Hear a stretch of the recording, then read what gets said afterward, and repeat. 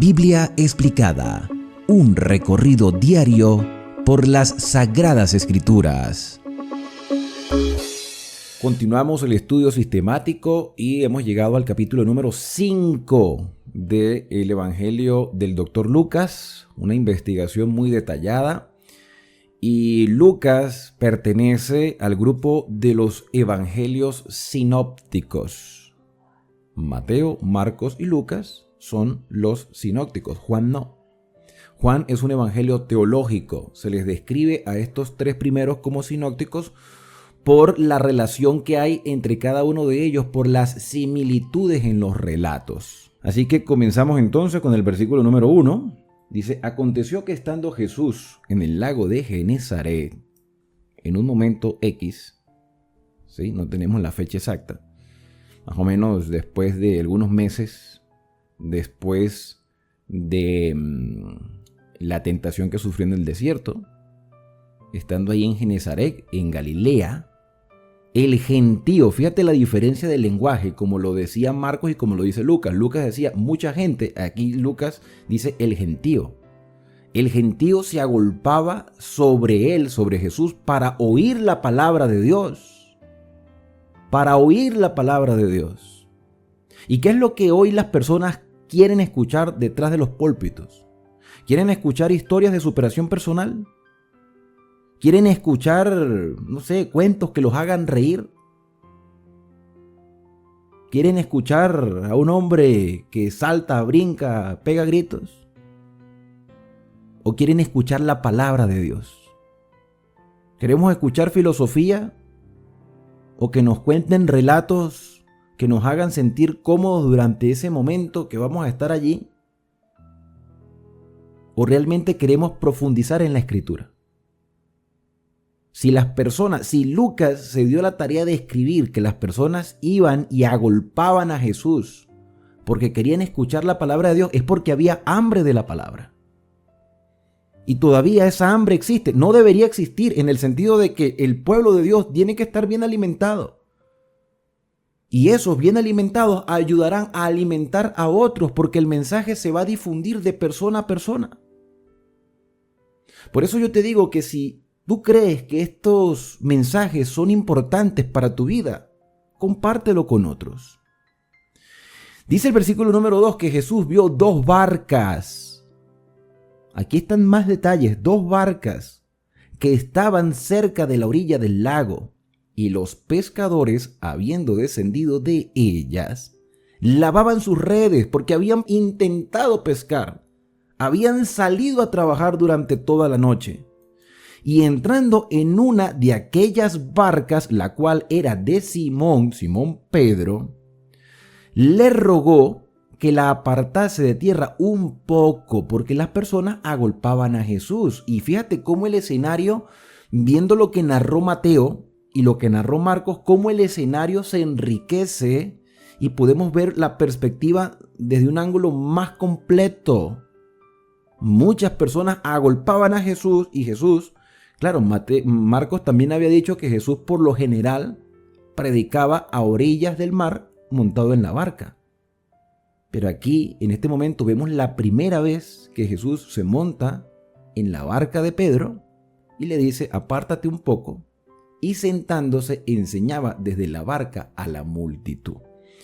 Y yo lo dije cuando estábamos leyendo el Evangelio de Marcos, que mira, las personas tenían que tener mucha reverencia para, en un ambiente abierto donde las olas crean un ruido, donde pueda haber niños quizás un poco inquietos, donde la voz se pierde en el aire, las personas escuchando debían guardar silencio y prestar atención a los gestos y a las palabras de Jesús. Había un verdadero interés, había verdadera hambre de conocer la palabra. ¿Cuánta más reverencia deberíamos tener nosotros en esos espacios cerrados, con buen sonido? Y a veces, en algunos lugares, no en todos, hay como un poco de irreverencia, sin tomar en cuenta que hemos ido a adorar, a aprender y a compartir. Cuando terminó Jesús de hablar, dijo a Simón: boga mar adentro, vamos, un poquito más adentro. y echad vuestras redes para pescar. Una invitación de Jesús a pescar en la mañana. Después de haber escuchado una exhortación, Lucas no habla de la temática que Jesús presentó, pero seguramente era muy similar a la del Sermón del Monte. Respondiendo, Simón le dijo: Maestro, porque seguramente Simón ya había visto a Jesús en otras oportunidades y le trata con ese respeto: Maestro, toda la noche hemos estado trabajando y nada hemos pescado, mas en tu palabra echaré la red. Yo creo en ti. O sea, Pedro con las enseñanzas que Jesús venía presentando, y que Pedro sintió el privilegio de tener a Jesús en su barca, una barca que quizás olía a lo que normalmente huele una barca que constantemente tiene el producto del mar. Yo no sé si ustedes han tenido la oportunidad de entrar a un barco pesquero. Y Pedro, quizás un poco avergonzado: Jesús, el maestro, se está sentando en mi barca. Y conmovido por las enseñanzas de Jesús, dijo: Señor, no hay lógica para salir a pescar en este momento. Lo hemos intentado toda la noche, porque es el mejor momento para pescar. ¿Tú crees que Jesús no sabía lo que ellos habían hecho durante toda la noche? Y Jesús estaba claro de cómo era el método de pesca. Pero aún así le dijo, porque le iba a mostrar a Pedro un gran milagro, y además de eso lo iba a llamar al ministerio. Y Pedro por fe lo hizo. Dice: en tu palabra, Señor, echaré la red. Y aquí ya hay una lección más grande para nosotros, porque dudamos muchas veces de la palabra del Señor. La gente tenía hambre de la palabra y Pedro dijo: por tu palabra, confiando en tu palabra, yo voy a echar la red. Y habiéndolo hecho, no solamente se quedó con el lo haré, sino que lo hizo. Y habiéndolo hecho, encerraron gran cantidad de peces y su red se rompía. Entonces hicieron señas a los compañeros que estaban en la otra barca, que seguramente eran Jacobo y Juan, porque en esa barca estaba Pedro con Andrés. Y los llamaron a ellos, a Jacobo y a Juan, para que viniesen a ayudarles, y vinieron y llenaron ambas barcas de tal manera que se hundían de tantos peces. Y en Mateo y Marcos nosotros vemos que Santiago y Juan junto con Zebedeo estaban remendando las redes. Lo que quiere decir es que era tanta la cantidad de peces que parte de las redes se estaban rompiendo. Y remendando, allí fue donde Jesús le hizo a ellos la invitación. Viendo esto, Simón Pedro, después que sacaron todos los peces y las personas eran testigos, porque no solamente eran ellos cuatro más Zebedeo, como lo mencionan los otros evangelios, sino que también la gran multitud que le había escuchado había sido testigo de eso. Cuando llegan a la orilla con tan grande cantidad de peces, entonces Pedro cayó de rodillas ante Jesús diciendo: apártate de mí, Señor, me siento como indigno. Yo pienso que a veces uno piensa que no podemos ser aceptados por el Señor. Fíjate que Jesús, fíjate lo que yo te acabo de decir, lo que les acabo de compartir al principio. Jesús se sentó en una humilde barca de pescadores. Ya eso era digno de admiración. Hoy, quienes dicen ser seguidores o líderes de congregaciones son un poco escrupulosos. Pero Jesús no tenía escrúpulos, porque Jesús venía con una misión clara de buscar y salvar lo que se había perdido. No es una cuestión de comparar, pero a veces nos pasa que comparamos a Jesús con quienes dicen ser sus siervos en la actualidad. Y es un contraste demasiado marcado. Y Pedro se sintió indigno ante un hombre con gran poder como Jesús, sabiendo que era el Mesías de la promesa. Y en su humanidad dijo: Señor, no soy digno de ti. Dijo: apártate de mí, porque soy un hombre pecador. Y a ese tipo de personas como Pedro fue a quien Jesús vino a buscar. Tú recuerdas que en los primeros capítulos, cuando los ángeles en el nacimiento de Cristo se le aparecen a los pastores, yo decía, ¿por qué se le aparecieron a los pastores y no a los sacerdotes del santuario? Porque los sacerdotes del santuario tenían la mente en otro lado y los pastores seguramente estaban meditando en las promesas mesiánicas. Entonces el Señor vino a buscar a quienes realmente estuvieran dispuestos a dejarse transformar, a quienes realmente pudieran considerar que eran dependientes de un Salvador. Soy un pecador, dijo Pedro, porque por la pesca que habían hecho, el temor se había apoderado de él y de todos los que estaban con él. Asimismo, Jacobo y Juan, hijos de Zebedeo, que eran compañeros, los que estaban en la otra barca, que eran compañeros de Simón, pero Jesús dijo a Simón, no temas, desde ahora serás pescador de hombres. Tú vas a seguir pescando con todo lo que has aprendido y lo que vas a aprender estando conmigo. Vas a pescar almas para el reino de los cielos. Vas a ser un instrumento en las manos de tu Señor para que muchos vengan a los pies del Salvador. Y hoy Dios nos hace un llamado también a pescar. Yo recuerdo, estaba más joven en el ministerio, que nos invitaban a campañas evangelísticas para hacerle invitación a otras personas a entregar su vida a las aguas del bautismo.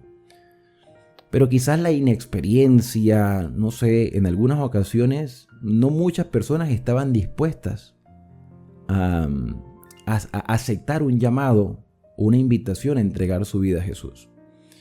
Y yo recuerdo que una de las capacitaciones que nos daban pastores de mayor experiencia era con la comparación de la pesca. Y yo decía, sí, pero los pescados cuando tú los agarras no hacen compromiso con uno. No hacen compromiso con nadie. O sea, uno busca la técnica y lo saca. Y recuerdo que un pastor que ya hoy descansa en el Señor nos decía, es una ilustración. Evidentemente, el que nos ayuda a convencer a las personas de entregar su vida a Cristo es el Espíritu Santo. Nosotros simplemente somos los instrumentos de Dios, pero es el Espíritu Santo el que hace el trabajo. Hagamos la parte que nos corresponde, que el Señor hará la otra parte. Y cuando trajeron a tierra las barcas, dejándolo todo, le siguieron. No fueron renuentes al llamado. Sucedió que estando él en una de las ciudades en algún otro día, se presentó un hombre lleno de lepra, el cual viendo a Jesús se postró con el rostro en tierra, humillado ante Jesús, reconociendo la grandeza de Jesús, y osadamente se presentó en público, cosa que no debía hacer una persona con una enfermedad tal. Pero encontró en Jesús la única solución al problema que tenía, que lo había apartado de su familia. Y este hombre, postrado en tierra, le rogó. ¿Cuál es la similitud entre Pedro y este leproso? El reconocimiento de la divinidad de Cristo. Y también el reconocimiento de nuestra bajeza como seres humanos. Y le dijo, Señor, si quieres, puedes limpiarme. Pedro dice, Señor, aléjate de mí. Pero el leproso con su enfermedad se acerca a Jesús. Lo que nos indica que el ser humano muchas veces toma diferentes actitudes para al final reconocer que somos impotentes ante muchas cosas. A veces queremos cambiar por nuestra propia fuerza.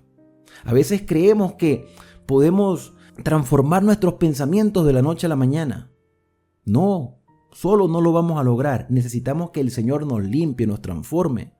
Y en respuesta a la petición de este leproso, el Señor extiende la mano y le toca como un gesto de amor, como un gesto de compasión.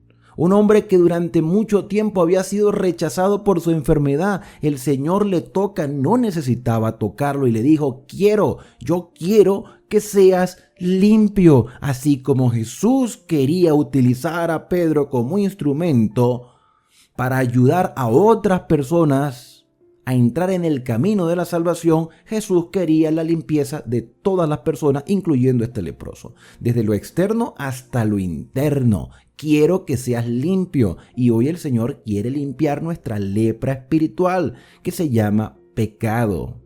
¿Y cuándo quiere el Señor el cambio? Dice el versículo 13, al instante la lepra se fue de él. ¿Cuándo quiere Dios un cambio en tu vida? Hoy debería comenzar un cambio en tu vida. Y él le mandó que no lo dijese a nadie, sino ve, le dijo, muéstrate al sacerdote y ofrece por tu purificación, según mandó Moisés, para testimonio de ellos. Esto ya lo analizamos en los evangelios anteriores. Pero su fama se extendía más y más, y se reunía mucha más gente para oírle y para que le sanase de sus enfermedades, porque ya sabemos que este leproso fue y se lo dijo a todo el mundo. Mas él se apartaba a lugares desiertos y allí oraba. Siendo Dios, dependía de su Padre, porque mantenía su humanidad. Aconteció un día que estaba enseñando y que estaban sentados los fariseos y doctores de la ley, seguramente dentro de la casa de Pedro, porque como ya no sabemos el relato, ya sabemos que lo que viene en este momento es la curación de un paralítico, el que bajaron por el techo. Y yo decía en los relatos anteriores que posiblemente era la casa de Pedro, los cuales habían venido de todas las aldeas de Galilea y de Judea y de Jerusalén, y el poder del Señor estaba con él para sanar. Y sucedió que unos hombres que traían en un lecho a un hombre que estaba paralítico, procuraban llevarle adentro y ponerle delante de él, pero no hallaron cómo hacerlo a causa de la multitud.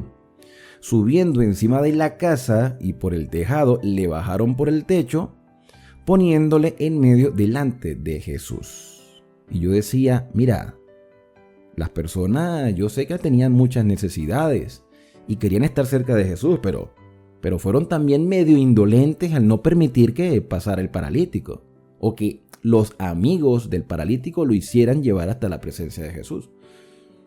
Y estos hombres osadamente rompieron el techo de la casa, posiblemente de Pedro, pero lograron el objetivo. Entonces aquí nosotros vemos una obra de evangelismo. Jesús llama a Pedro para que sea un pescador de hombres. El leproso, reconociendo que la solución a su problema estaba en Jesús, decidió salir de donde estaba y se postró pidiéndole ayuda al Señor, y el Señor le sanó. Y aquí vemos a un grupo de amigos que decide llevar a un imposibilitado a la presencia del Señor Jesús. Y como ya conocemos el relato, sabemos que lo primero que Jesús le dijo fue: hombre, tus pecados te son perdonados. ¿Viendo la fe de quién? La fe de sus amigos. Es evidente que el paralítico también tenía fe, porque él podía decir: yo no quiero que me lleven a ningún lado. Pero él sí quería estar delante de la presencia de Jesús, pero no podía moverse. Y sus amigos pudieron haberle dicho: no, ¿para qué vamos a entrar allá si eso está lleno de gente? Eso es imposible. No, ellos con fe hicieron todo lo posible por llevar a Jesús. El resto lo hizo Jesús. Lo que nos indica que nosotros debemos cumplir nuestra parte dentro de esta misión evangelística, de invitar a las personas a estudiar la palabra, enseñarles a orar y mostrarles que la única solución a sus problemas es Cristo. Pero ¿cómo van a conocer a Cristo si nosotros no les llevamos ante la presencia del Señor? Viendo Jesús la fe de ellos, le dijo: hombre, tus pecados te son perdonados. Entonces los escribas y los fariseos comenzaron a cavilar diciendo: ¿quién es este que habla blasfemias? ¿Quién puede perdonar pecados sino solo Dios? Jesús entonces, conociendo los pensamientos de ellos, respondiendo, les dijo: ¿qué caviláis en vuestros corazones? ¿Qué es más fácil decir: tus pecados te son perdonados, o decir: levántate y anda? Pues para que sepáis que el Hijo del Hombre tiene potestad en la tierra para perdonar pecados, dijo al paralítico: a ti te digo, levántate, toma tu lecho y vete a tu casa.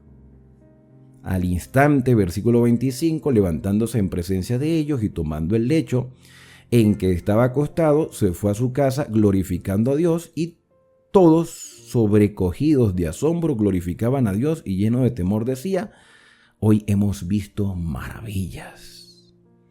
Marcos presenta un detalle interesante, y es que las personas ahí sí abrieron paso al hombre recién sanado para que saliera. Para que entrara no le dieron paso, para salir sí. Si quieres profundizar más en los detalles aquí presentados en este relato, te invito a que veas la explicación que di de esta misma historia en Mateo y Marcos. Ahora, si tú ya has visto esas explicaciones, ¿cuáles son las similitudes y diferencias que puedes ver en cada uno de los relatos? No hay mucha diferencia, mayormente son relatos parecidos. Hay una que otra variante, y así es como funciona la inspiración. Cada uno cuenta según la perspectiva o según la investigación que hizo, cuenta el relato, y allí se ve la fiabilidad del mensaje. Porque Mateo, Marcos y Lucas, posiblemente los tres no se conocieron. Mateo y Juan sí, pero Mateo, Marcos y Lucas es casi imposible que los tres se hayan conocido. Quizás Mateo llegó a ver a Marcos en algún momento, pero ninguno de ellos se puso de acuerdo para narrar estas historias. Los tres fueron movidos por el Espíritu Santo y cada uno escribió lo que descubrió, lo que vio, con sus propias palabras, y los relatos son casi idénticos. Eso nos da confianza en la Escritura. Después de estas cosas salió Jesús y vio a un publicano llamado Leví, que sabemos que es Mateo, sentado al banco de los tributos públicos, es decir, que le trabajaba a los romanos cobrando los impuestos. Y le dijo: sígueme. Así como le hizo un llamado a Pedro, a Andrés, a Jacobo y a Juan, también se lo hizo a Mateo. Mateo ya había escuchado de Jesús, igual que los primeros 4 discípulos. Digamos que Mateo fue el 5.º discípulo. Y dejándolo todo, y esto es otra característica interesante dentro de la obra de evangelismo, ¿cuántas cosas tenemos que dejar? ¿O qué tenemos que dejar nosotros para seguir a Jesús? ¿Qué tenemos que dejar? ¿O qué estaríamos dispuestos nosotros a dejar? Porque es que este era el trabajo de Mateo. Y yo sé que para muchas personas se le ha hecho difícil obedecer los mandamientos del Señor a causa de nuestras labores, a causa de nuestro trabajo, porque necesitamos pagar cuentas, arriendo, servicios, comida. Y a veces nos cuesta un poco, quizás por eso a muchos les incomoda el mandamiento que dice: acuérdate del día de reposo para santificarlo, porque humanamente no nos conviene. Pero allí es donde juega un papel fundamental la fe y la confianza que tenemos en nuestro Creador. Si nosotros no estamos dispuestos a obedecer a Dios y dejar aquello que nos separa de Él, entonces ¿cómo estamos aspirando a ir a la patria celestial? Si no estamos dispuestos a obedecer aquí, sí, nuestra naturaleza está inclinada a las tentaciones, a los gustos, a las conveniencias. Pero ¿tú crees que Mateo no sabía lo que estaba dejando, sus ganancias monetarias, así como Pedro dejó las redes por seguir a Jesús? Y cuando Jesús les preguntó más adelante si algo les había hecho falta, ellos respondieron: Señor, no nos ha faltado nada. Tú has sido nuestro proveedor. Más bien Leví estaba tan feliz del llamado que Jesús le había hecho. Imagínate la tristeza que tenía Leví aunque tenía un trabajo estable.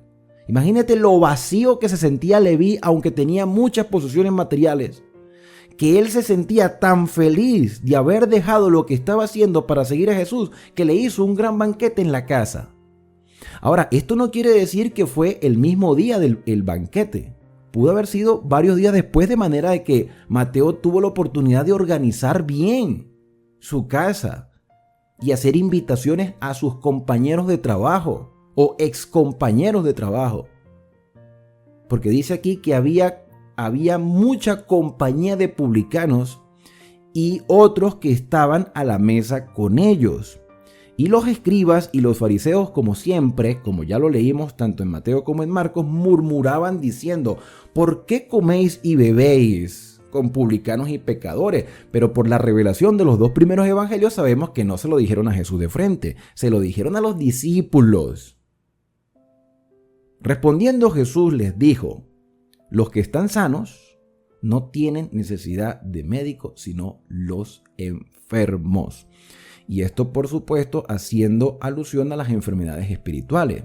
El leproso, ¿por qué fue a donde Jesús? ¿Por qué se postró delante de Jesús aunque no debía hacerlo? Porque su propia enfermedad lo tenía torturado, martirizado, alejado de su familia. ¿Qué necesitaba el leproso? Sanidad. ¿Qué necesitaba Pedro? No era pescar ese día. Lo que Pedro necesitaba era sentir la seguridad de aceptación. Porque Pedro mismo le dijo a Jesús, apártate de mí porque soy un pecador. Él mismo se sentía indigno y inseguro de quién era él. Pero Jesús lo aceptó.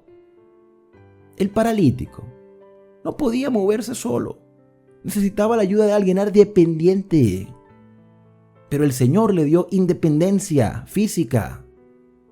Ahora iba a tener una dependencia espiritual de su Señor. Nosotros tenemos que aprender a ser independientes en muchas cosas y dependientes del Señor en todo. Y Mateo invitó a personas que estaban en la misma condición que él, para que conocieran a aquel que le había llamado y por quien había dejado todo lo que tenía.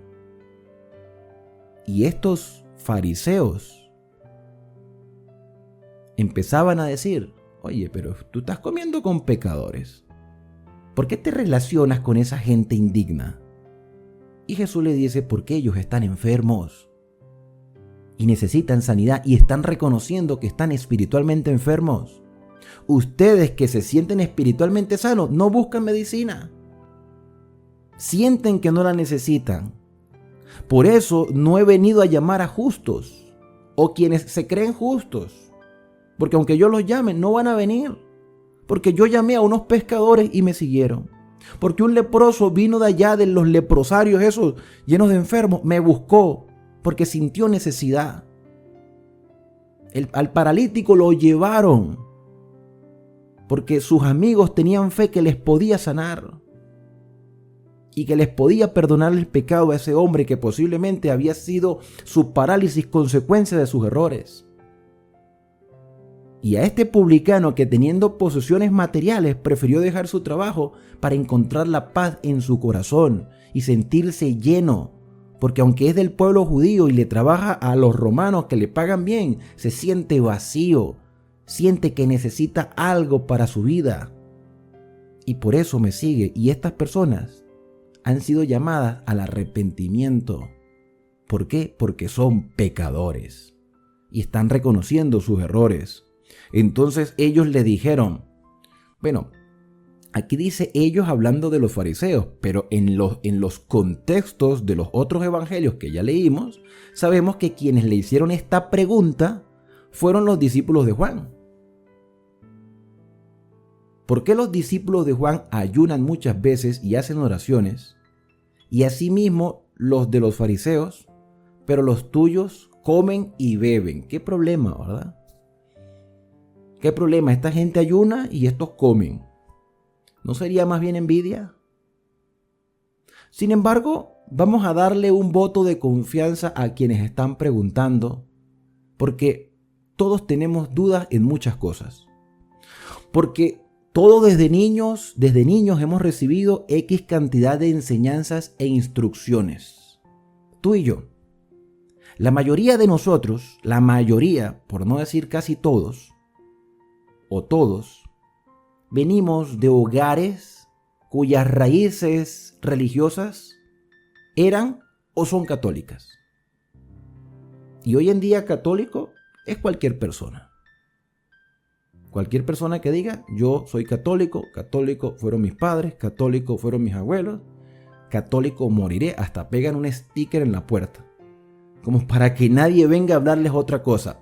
Pero en sí, y me disculpan si hay algún católico que esté escuchando, pero es la verdad, no es motivo de ofender, en sí, quienes frecuentábamos o frecuentaron las iglesias católicas, salían igual que como entraban. Escuchaban allí una historia, participaban de la hostia, pero a la final, aunque tenían una noción de una historia, en realidad no conocían los significados. Y lo digo porque he conversado con personas que comúnmente van a la iglesia y lo que saben son los rituales. Conocen las fiestas, conocen las ceremonias, conocen la liturgia, pero el significado en sí no hay una fuente de conocimiento. Y si les digo que a los judíos les pasaba lo mismo y posiblemente a muchos protestantes les está pasando igual, o sea que no es un problema simplemente de una iglesia X, es un problema que está cundiendo todo el cristianismo en general y es un problema que viene desde hace años. Entonces hay muchas preguntas que yo a veces pienso que son preguntas que se sobreentienden, pero he comprendido que hay personas que desde la base quieren conocer, pero las informaciones que han recibido desde niños los hacen sentir confundidos. Temas como el sábado, temas como el infierno, temas como el estado de los muertos. Yo dije, y yo no sé si la expresión se malinterpreta, pero yo lo he dicho una y cantidad de veces, no hay vida después de la muerte.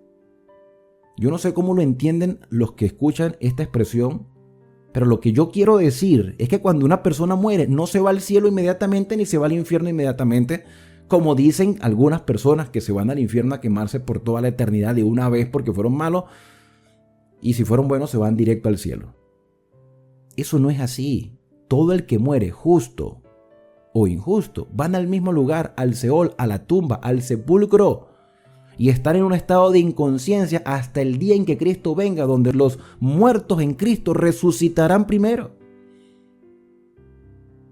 Y los que hayan muerto sin haber aceptado la revelación del Señor por X motivo, tendrán que esperar un tiempo más para que el Señor los levante y después le dé el justo pago por su desvío.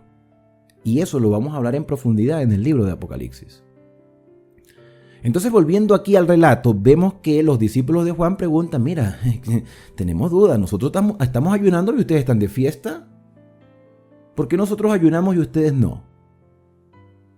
Y entonces el Señor le respondió, ¿podéis acaso hacer que los que están de bodas ayunen, entre tanto que el esposo está con ellos? Mas vendrán días cuando el esposo les será quitado, entonces en aquellos días ellos tendrán que ayunar. ¿Cuál es la razón, el motivo real por el cual se deben practicar los ayunos?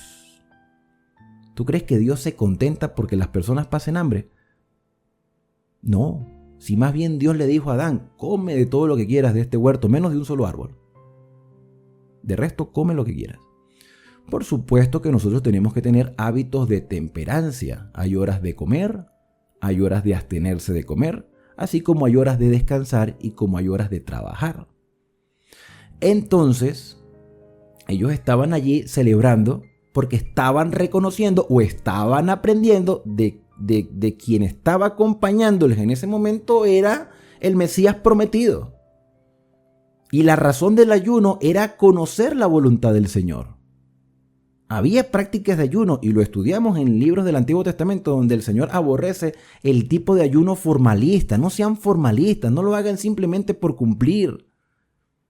La razón por la cual ustedes deben ayunar es para tener una dependencia del Señor, abstenerse de X cosas, alimento o cualquier otra cosa que nos separe de nuestra comunión con el Señor, para que Dios nos revele su voluntad. Esa es la razón del ayuno.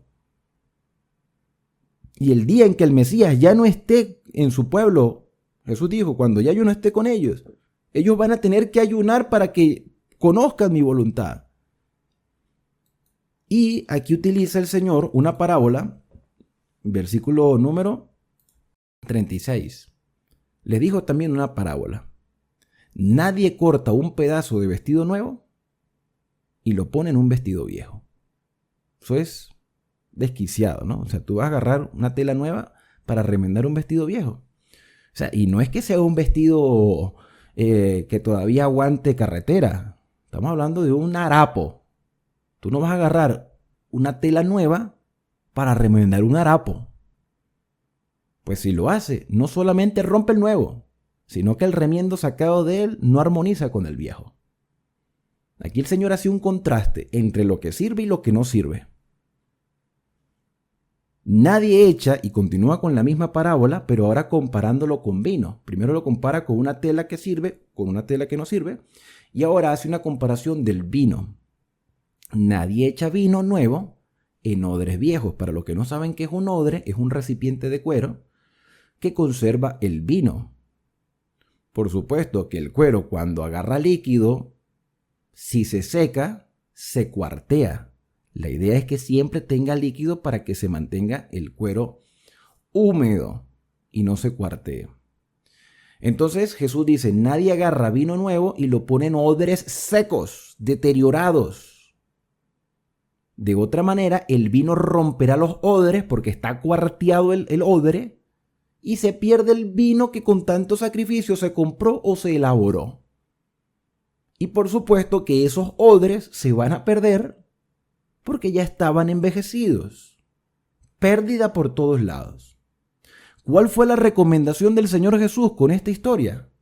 Que el vino nuevo se echa en odres nuevos. El odre es el recipiente, el vino es el contenido. El vino puede representar las enseñanzas, las instrucciones, las doctrinas, las creencias, las verdades reveladas, las manifestaciones del Señor. Nosotros somos el odre, el recipiente. Entonces, como esa enseñanza viene nueva, que en realidad no es nueva, o sea, no hay libro más antiguo en la historia. No hay libro que haya perdurado tanto en el tiempo como la Biblia.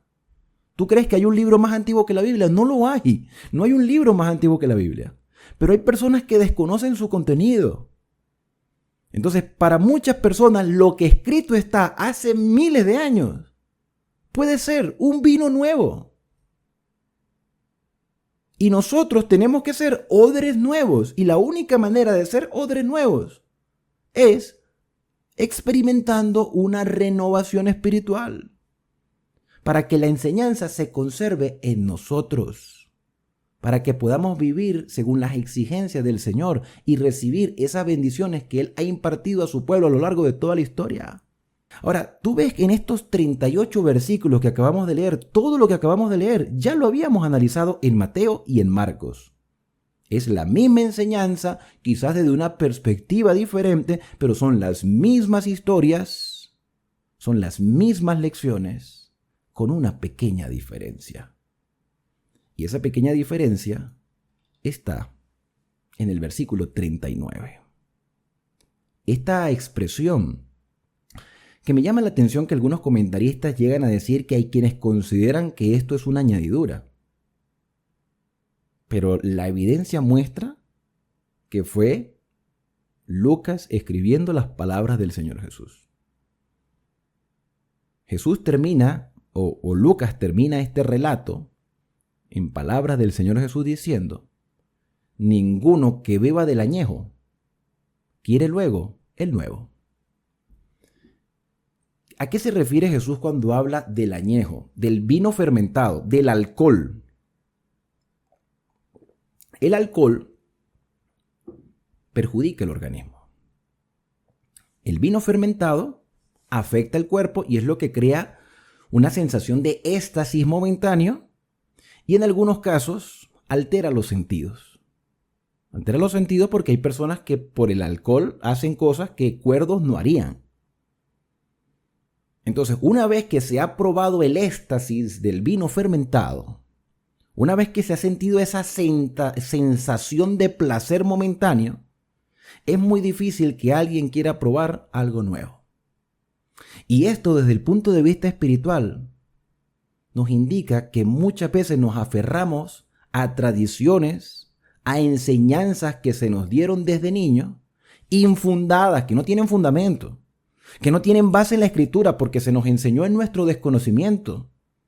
Muchas creencias como la inmortalidad del alma, como el purgatorio, como la veneración a las imágenes, como el real se amaría por encima incluso de Cristo, cuyos símbolos a veces se consideran como si fueran literales. El pan y el vino de la Santa Cena, hay quienes lo consideran como el cuerpo y la sangre literal del Señor Jesús. Hay quienes en iglesias protestantes consideran que el Espíritu Santo nos hace hablar lenguas inentendibles y que nos estremece el cuerpo al punto que nos hace tirar en el piso. quienes han sido criados en esos ambientes consideran que esa es la verdad presente. Pero a la luz de la Escritura, y nosotros que hemos venido estudiando más de 970 capítulos de la Biblia, nos hemos dado cuenta que hay cosas erradas dentro de nuestras instituciones eclesiásticas, llámense católicas o protestantes. Hay quienes consideran que Cristo vino a morir en la cruz para abolir los mandamientos que Él mismo escribió con su propio dedo. Hay quienes piensan que hay personas que se están quemando en un infierno de fuego por toda la eternidad. ¿Y cuántas otras cosas más tú no has escuchado? ¿Cuántas cosas más tú no has escuchado que a la luz de la Biblia están infundadas? No tienen fundamento bíblico. Han sido tergiversados los mensajes. Y esas enseñanzas se han convertido en nuestra vida en un vino añejo que nos cuesta erradicar de nuestro ser. Y Jesús dice, cuando probás el añejo, es difícil que quieras probar lo nuevo. Estás renuente al cambio. No quieres reconocer que durante tantos años hemos creído algo que no tiene fundamento. Nuestro orgullo no nos permite reconocer que hemos estado equivocados. Porque dice, el añejo es mejor. No, era mejor lo que tal cosa. O esto me gusta más, esto me conviene más, esto me atrae más. Jesús mostró que esa es la realidad del corazón humano. Por eso Él vino a buscar lo que se había perdido. Jesús no va a obligar a nadie, Él te va a mostrar la verdad y tú tienes que decidir. Como decidió Pedro, Jesús no obligó a Pedro a seguirle.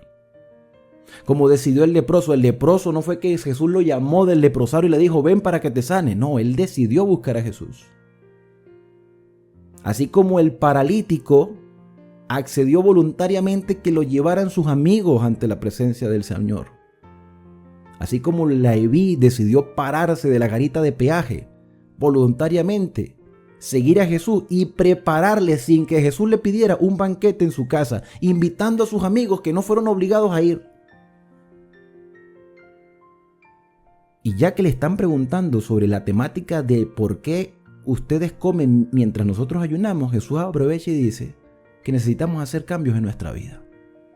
Cambiar los paradigmas y fundamentar nuestra fe y nuestra confianza en lo que escrito está, no para nuestra propia conveniencia, sino para la gloria de Dios. Y cuando estamos dispuestos a dejarnos guiar por el Espíritu Santo, cuando voluntariamente nos ponemos en sus brazos de amor, nuestra fe se fortalecerá y podremos vivir hasta que Cristo venga con esperanza.